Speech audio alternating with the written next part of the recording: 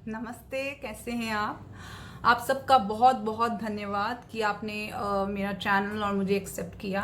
आप सबके बहुत लोगों के मैसेजेस आए कि आप क्यों नहीं अपना चैनल हिंदी में भी स्टार्ट करें। तो मैंने डिसाइड किया कि जो भी मैं इंग्लिश में बनाऊंगी, मेरी कोशिश ये रहेगी कि मैं हिंदी में भी बनाऊं। आज का जो मेरा टॉपिक है वो है एवरीडे मेकअप लुक। मेकअप जो आप रोज़ाना कर सकती हैं, बहुत कम चीज़ों से कर सकती हैं, बहुत आसानी से कर सकती हैं और इसके लिए आपको ज़्यादा चीज़ों की ज़रूरत नहीं पड़ेगी।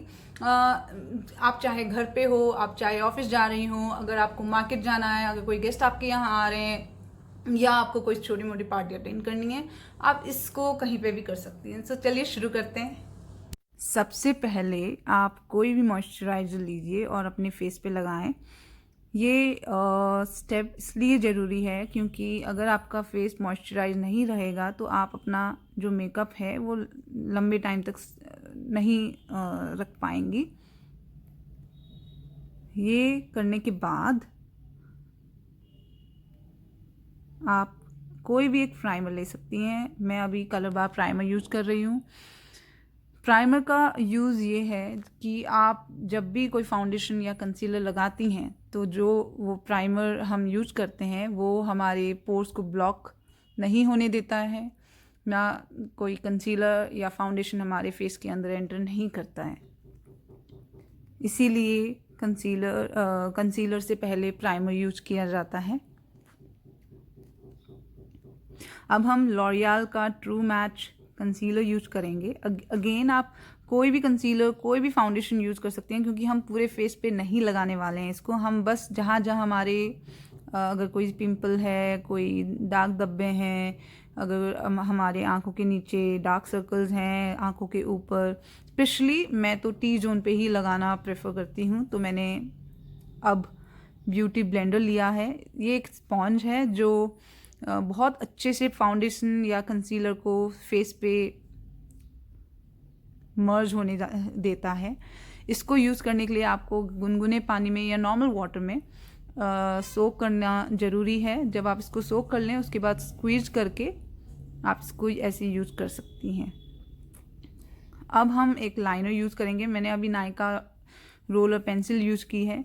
मैं इस लाइनर को एज अ शेड, जैसे आंखों के ऊपर जो शेड यूज़ करते हैं वैसे काजल की तरह, और हमारा जो आईब्रो होता है उसको लाइन करने की ज़रूरत पड़ती है उसकी तरह, और एज अ मस्कारा यूज़ करने वाली हूँ। सबसे पहले मैंने आंखों के अंदर लगा लिया नीचे की तरफ, फिर उसको मैंने अच्छे से फैला लिया। हमें परफेक्शन की ज़रूरत नहीं है इसमें, हमें आर्टिस्ट बनने की कोई ज़रूरत नहीं है। हमें बस हाथों से अपने फिंगर टिप से, ना कि हमें कोई ब्रश लेनी है, ना ही कोई स्पॉन्ज लेना है इसमें, बस अपनी उंगलियों से ही फैलाना है। अब मैं इसको एज अ शेड यूज़ कर रही हूँ। शेड के लिए पहले आप आउटर कॉर्नर में लगाएं बराबरी, दोनों आंखों में बराबर, फिर उसको फैला लें। सबसे पहले आंखों के अंदर की तरफ फैलाएं, फिर आंखों के बाहर की तरफ फैलाएं। एक बार अंदर बाहर, अंदर बाहर। तो जैसे आप जितना आप ज़्यादा करेंगे उतना अच्छे से फैलेगा। तो मैं यही आपको राय दूंगी कि आप जितना अच्छे से फैला सकें इसको फैला लें, ताकि पूरी आंखों में ये अच्छे से एज अ शेड फैल जाए। जहाँ कम पड़े वहाँ पे वापस थोड़ा लाइनर लगा के वापस फैलाएं, जैसे कि आप देख सकती हैं।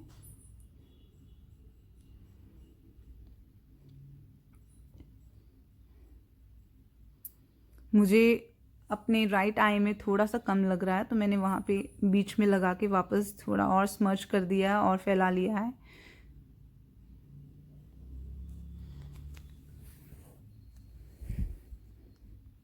जब मेरा शेड पर्पज पूरा हो जाएगा, अब मैं इसको लाइनर की तरह यूज़ करूँगी। लाइनर की तरह यूज़ करने के लिए भी आपको अगेन इसमें परफेक्शन या बिल्कुल सफाई से यूज़ करने की कोई ज़रूरत नहीं है। आप जैसे लगाती हैं वैसे लगाएं।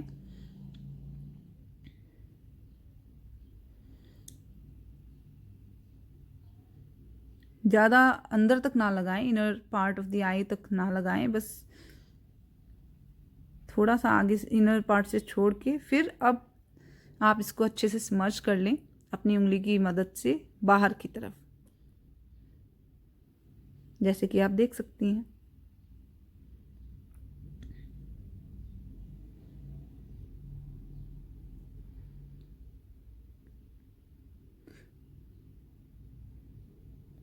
जहाँ जहाँ कम लग रहा है वहाँ अच्छे से मर्ज करें, अच्छे से फैलाएं। अगर लाइनर की ज़रूरत पड़ती है तो थोड़ा लाइनर लगाएं। अब हम जो हमारा आउटर कॉर्नर है, जो बाहर की तरफ होता है, वहाँ पे मैंने और लगाया क्योंकि मैं अपनी आँखों को बड़ी दिखाना चाह रही हूँ। अगर आप यही चीज़ अंदर की तरफ लगाएंगी तो आपकी आँखें छोटी दिखेंगी। तो मैंने आउटर कॉर्नर की तरफ लगाया ताकि आँखें बड़ी लगें। फिर दोनों को अच्छे से मर्ज कर लिया, फैला लिया। हमारी आँखें की लाइनिंग कंप्लीट हो चुकी है। अब हम आईब्राव की तरफ चलेंगे।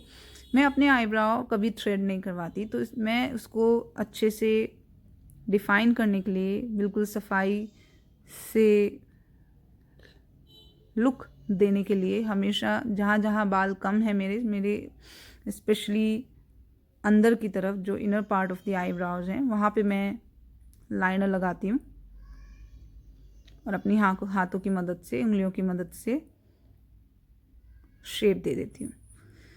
आप ध्यान दीजिए, मैंने कहीं पे भी एक्सेस नहीं लगाया है, बिल्कुल मिनिमल लगाया है ताकि कुछ भी अननेचुरल ना लगे। हमें बिल्कुल नेचुरल लुक देना है। अब मैं वही लाइनर मस्कारा की तरह यूज कर रही हूँ। तो बहुत ही सिंपल है ये तरीका। आप बिल्कुल सही सुन रही हैं। मैं इसको लाइनर की तरह जो लाइनर है उसको मैं मस्कारा की तरह यूज कर रही हूँ। इसमें भी अगर हम मस्कारा यूज करें, आपकी चॉइस है, आप यूज कर सकते हैं, लेकिन मैं चाहती हूँ कि मस्कारा लैशेस भी बिल्कुल नेचुरल दिखें। इसी पर्पज़ के साथ मैंने इसी लाइनर को यूज किया है। ना मैंने ब्रॉन्जर यूज किया है, ना मैंने हाइलाइटर यूज किया है। आगे मैं वीडियो डालूंगी जिसमें आप ब्रॉन्जर हाइलाइटर भी यूज़ कर सकती हैं और मैं अच्छे से उनका भी ट्यूटोरियल बिल्कुल डालूंगी। बट इस वक्त मैंने बहुत ही सिंपल और मिनिमल मेकअप रखा है, जो कि मुझे बिल्कुल ज़रूरत नहीं पड़ती है रोज़ाना ब्रॉन्जर हाइलाइटर यूज़ करने की। अब मैं लिपस्टिक शेड ले रही हूँ। मेरे पास 3 शेड्स हैं। एक मेबलिन इंटेंस लिप क्रेयॉन जो पिंक शेड में आता है, ये नायका अल्ट्रा मैटे हैं। जो इससे पहले मैंने दिखाया था वो था नायका लिक्विड मैटे लिपस्टिक। फ़िलहाल अभी मैं पिंक लिपस्टिक यूज करना चाह रही हूँ, जो कि बिल्कुल न्यूड शेड में, माव शेड में आती है। थोड़ा सा ही लगाना है, थोड़ा सा लगा के सेंटर में अपनी उंगलियों की मदद से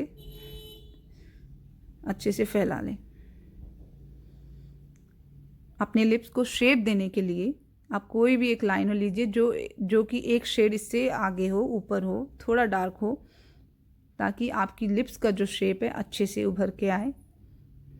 हमारा इस मेकअप का पर्पज़ है जो हमारा फीचर्स, जो हमारे फेस के फीचर्स है वो इन्हांस हो जाएं, वो डिफ़ाइन हो जाएं। तो बस उसी पर्पज़ के साथ मैंने ये मेकअप ट्यूटोरियल डाला है। अब उसी लिपस्टिक को मैंने अपने फेस पे लगा लिया और थोड़ा सा उसको फैला लिया। अगर ज़्यादा लगा है तो आप वही ब्यूटी ब्लेंडर लेके उसको हटा सकती हैं। तो ये है हमारा फाइनल लुक।